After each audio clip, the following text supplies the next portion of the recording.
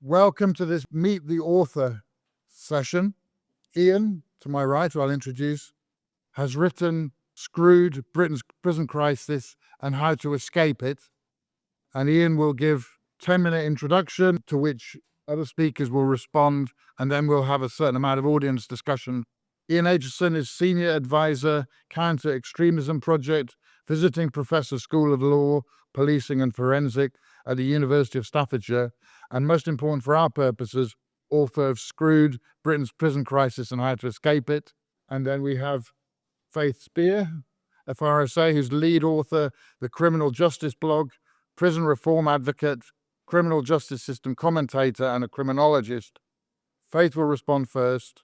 And then Jonathan John Floyd, who's director of Inside Job, which aims to help people who've left prison thrive and survive. John was involved in the Debating Matters Beyond Bars debating competition, which we did a number of years ago, and have also done more recently at HMP Bronzefield, which is aiming to bring some education and debate into prisons as part of rehabilitation. So without any further ado, I'll ask Ian to kick us off, and then we'll take it from there.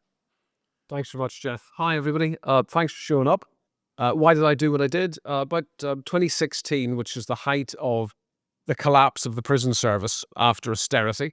And by the way, I speak as a former member of the Conservative Party, and I do think that austerity was one of the most criminally stupid, I use the words advisedly, policies ever invented, which has destroyed the criminal justice system, destroyed the potential of people in prison, and created huge numbers of victims.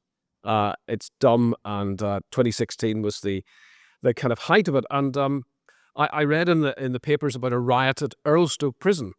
Probably not many of you have heard of Earlstoke Prison. It's buried in the middle of Wiltshire, just underneath that chalk horse escarpment. Can't remember what it's called. But I was deputy governor there, and then I was put in charge, I think accidentally, for about a year, and that was the kind of high water mark of my prison governorship career. I joined the service in about 1994 as a prison officer in the accelerated promotion scheme that then existed for graduates. But that scheme insisted that you spent a year and a half as a prison officer, and then you went on to spend another year and a half as what was then a principal officer rank, which is the senior uniformed rank in a prison service, which is bizarrely separated still between the uniformed class and the governor class in suits, which is not replicated anywhere else in Europe or the world that I know of, and has created a lot of the destruction of the esprit de corps that's necessary for an organization. Anyway, so I joined about 1994. By 1998, I think I found myself accidentally in charge of this prison on a branch line, which was a Category C prison. It had lifers, it had sort of mixed population, and it was an absolutely brilliant place to work.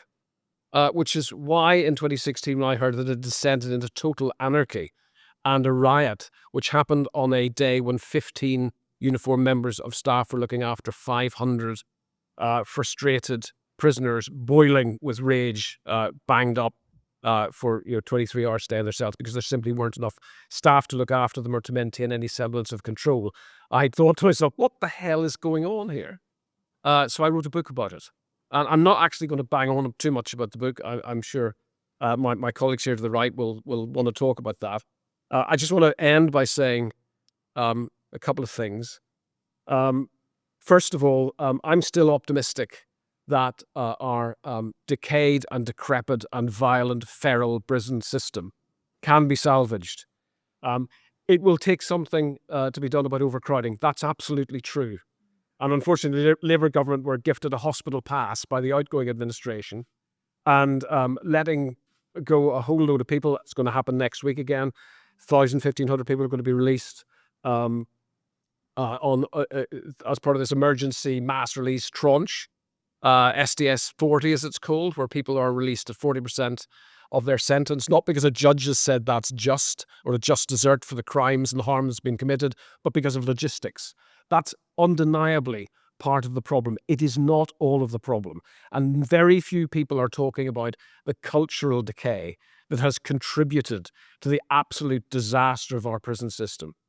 Why do I say that? Well, pick up virtually any one of Charlie Taylor's, the independent chief inspector of prison, pick up any one of his reports recently. The vast majority of which have been absolutely excoriating about conditions inside prisons. We've got a prison service bureaucracy of over 5,000 people at in Petty France, not far from here, besides the James Park tube station. Why does it take the random accident of an independent inspection of places that are not overcrowded? And there's one recently, HMP Manchester, Strangeways, as you know, which was the seat of the last riots, national insurrection in 1990. Why does it take that accident to reveal to the public and apparently the bureaucracy how bad the system is and how useless they have been at supporting frontline staff to deliver prisons with a purpose? And the purpose of prisons, and I'm absolutely unapologetic about that, is firstly punishment. It is retribution. Okay? If it's retribution alone, it's an immoral waste of time that makes people worse and creates more victims. So it should be prisons with a purpose, about retribution and also rehabilitation. People talk about a rehabilitative culture. It's a total fantasy. It does not exist in 90% of our prisons. Why does it not exist? Because there is no order and there is no control and the state is not in charge. And I'm here to tell you this. People misunderstand the idea, the concept of order and control routinely, especially from the progressive arm of the Criminal Justice Commentariat, who will always read into that oppression.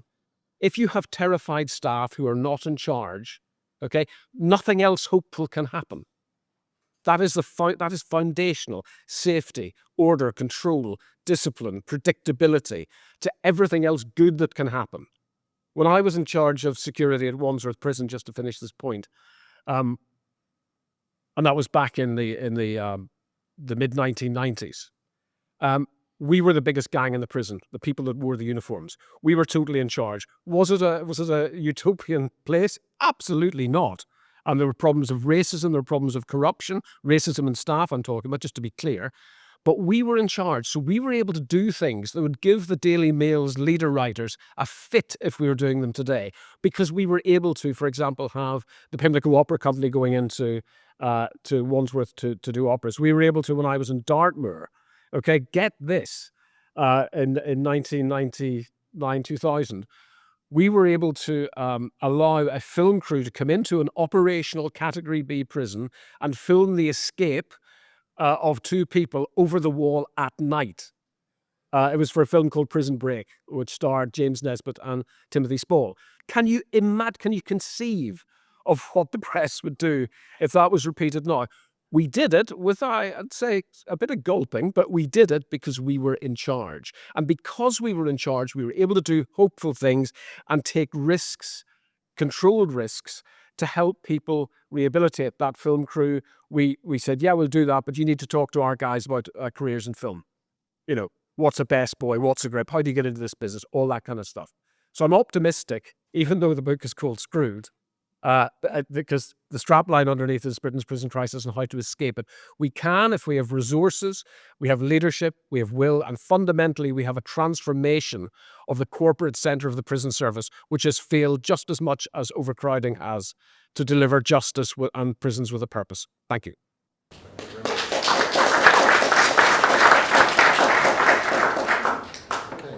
Faith, you'd like to respond? Well, I have read Ian's book and I thought it would be control, order and hope, which are three things that Ian does talk about a lot. But I do recommend the book. I've read lots of books of people that have worked in prisons, have been inside prisoners, a prisoner themselves. And I think Ian's is very clear. It's got humour in it. So I do recommend it. And I'm not getting commission on that. So. But I want to start. I'm not a politician. I've never wanted to get involved. I don't like the idea of having to play to someone else's tune and say things I don't believe. For those that know me, they would say this sounds like something Faith would say, but it wasn't me this time. This was James Timpson, now Lord Timpson, Minister for Prisons, Parole and Probation, talking in an interview with Andy Coulson a couple of years ago. Now as Prisons Minister, he must have changed his tune. In the same interview, he also said that instead of serving 50% of a sentence in prison, this should be reduced to 25%. I wonder if he's changed his mind about that too.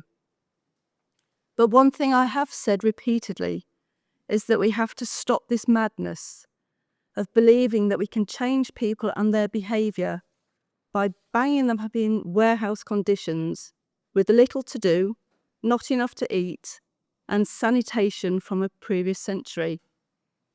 As we know, the prison estate is running out of space. Early release schemes are being implemented by the new government to avoid gridlock in the justice system.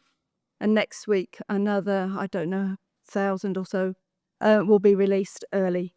Mainstream media frequently reports on prisons in England and Wales that are squalid and fueled by drugs. I've seen it for myself, and I've been writing about it for over 10 years. The lack of rehabilitation, lack of education, lack of purposeful activity, overcrowding, understaffing, gang-related violence. Yet still we build them and still we fill them. In 2016, I was invited to write an article from my experience as a chair of an independent monitoring board in my local prison in Suffolk. I don't know whether you all know, but there's a monitoring board in every prison. The article I wrote was factual, honest, and it challenged the independence of the IMB. Before it went to print in the Prison's Handbook, I received notification that the article had been sent to the Ministry of Justice lawyers. What followed was 9 months of hell. I was bullied, suspended from my role, gagged, and investigated twice by the Ministry of Justice. I was up in front of a disciplinary hearing in Petty France and then dismissed. 2 prison ministers were involved. My crime? I broke the IMB Code of Conduct for speaking out. One of the investigators wrote, "In my view, she breached the Code of Conduct, but as there is no clear IMB Code of Conduct or any reference to the Cabinet Office guidance, this was not entirely Miss Spears' fault, so I broke a Code of Conduct that didn't exist."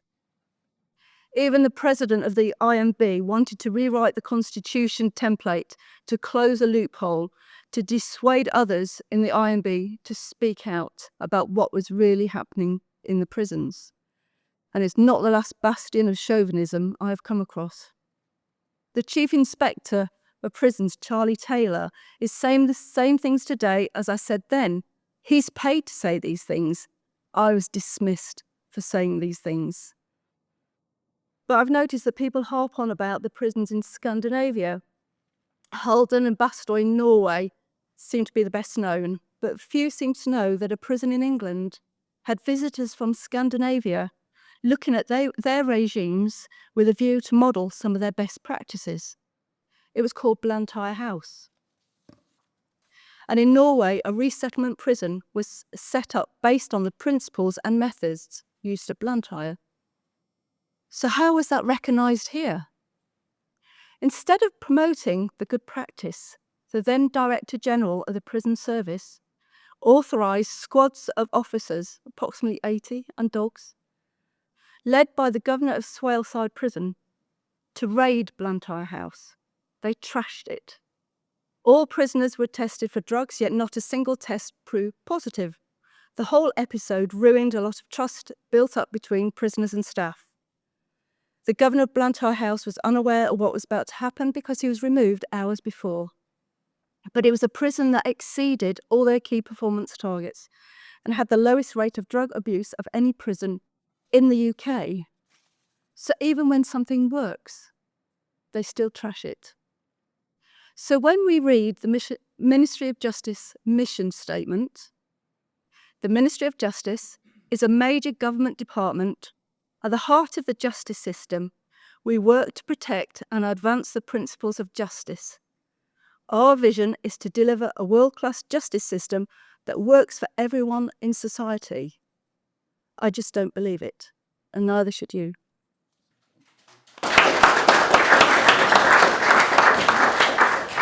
I suppose I'm here really because I've seen the other side of the door, and I am in a position to validate that, in my experience, everything in this book is actually true. So I'd like to point out a few things that, especially that are true, but also a chapter that I think is really important, and at the same time mention a few bits that I think are missing, such as the great work done by peer support workers, people with lived experience, and charities in the third sector. So the book mentions how conditions were to change after the report on strange ways years ago. Well, I did have the enviable position of slopping out in strange ways years ago. And then 25 years later, I found myself in H&P Birmingham on A Wing and was dumbstruck, not just how the conditions had deteriorated, but also the culture. That A Wing has now been, for want of a better word, condemned and is being refurbished. But the rot had set in long before the chief inspector of prisons stepped in with a damning report. And I did meet some of the characters in the book. I did meet Peter Clark. And the first time I met him, I couldn't. When he left the room, I couldn't help but think that if he'd have left the library through a different door, he would have seen all the windows that were smashed in B Wing, because they weren't fit for function. So people used to kick them out when they were too hot in the summer, and then they'd freeze in the winter. But I didn't. But the second time they came back, I did point out that there was a puddle of congealed blood that hadn't been moved or cleaned for 2 weeks, and people were walking through it. And and that actually did get a mention in the report. So yeah, I did speak out eventually. So I personally witnessed all the poor conditions, the drug-induced violence, the self-harming, etc. that Ian mentions, and it is all true. And I can agree that there definitely aren't enough officers to maintain a purposeful regime. Definitely, there's been a failure to resume a normal regime after COVID. Services are compromised. Reports that are supposed to be done face-to-face with prisoners are done by questionnaires, and the prisoners give these questionnaires to other people to fill in. And it's true what he says about education. Peer providers lose the contracts, and at the same time, the staff that failed is two paid across, and the failing provider then goes to another prison, and they sort of swap prisons. What I've noticed seems to be a culture of over-promising in bids to deliver services, only then to under-deliver and then move on. And some of I mean, at the moment, we've got huge queues for medication in prisons, and that takes a lot of the officers' times. And there's countless instances of self-harm that take the time as well. And at the moment, it's practically impossible to detox from drugs on a detox wing in one of our prisons. So what can we do? It's clear that Ian would like to go back to the pre-Grayling era, where, swap all the bureaucrats and to put beats back on the landing.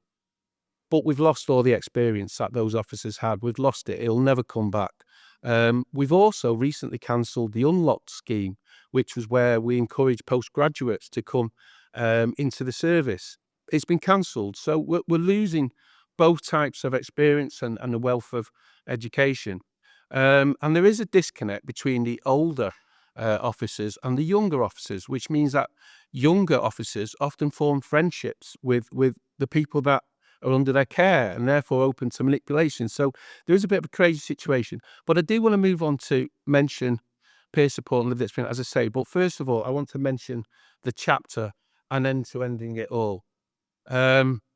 Officers and residents will know what Ian's writing about there, because a man is 4 times more likely to take his own life while serving a sentence than beforehand.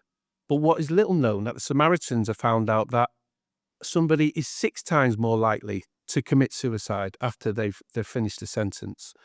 I actually know somebody who completed suicide at the thought of going to prison. So prison does have a devastating impact before, during, and after to the individual.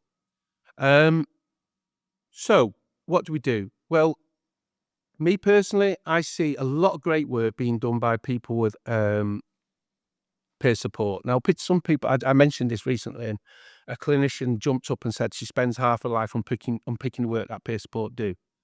And there are, Ian says there are clinicians in prisons.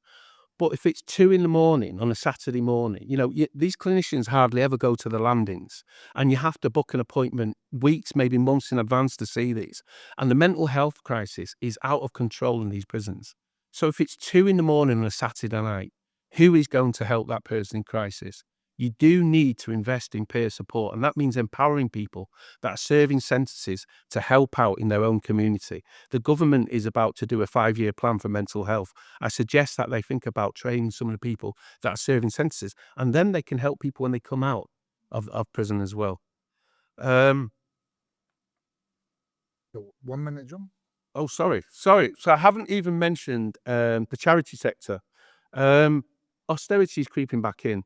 The DPS budget did keep governors back the autonomy to pay for services that they thought they needed, but at the moment, they're pulling. It's been free. So charities that were doing really good work are having to scratch about. They were given crumbs and that, and a lot of money is wasted. And, in context, the government spending 540 million on a prison education contract that's not being delivered, 340 million on resettlement services that the National Audit Office says achieve nothing, and 5 billion building new prisons, and that they're removing the crumbs that they throw to the third sector.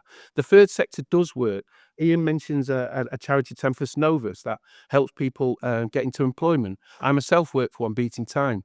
The reoffending rate is 55% in this country, yet people that go through our process is 5%. So that should be encouraged, not withdraw the funding when something is obviously working. Lived experience very quickly. I think we need to encourage people that have been through the process to go back and help others. I did get challenged once. I go back in prisons and I got challenged saying, an officer said, I don't think it's right that you should come back. But if I can stop 50 people going back into that environment, is it not so bad that I go in for an afternoon? Prison leavers often have insufficient framework and resources to succeed in the community. We find our staff with lived experience of the criminal justice system have the knowledge, skills and expertise to give the practical and emotional support needed. Thank you. Thanks very much.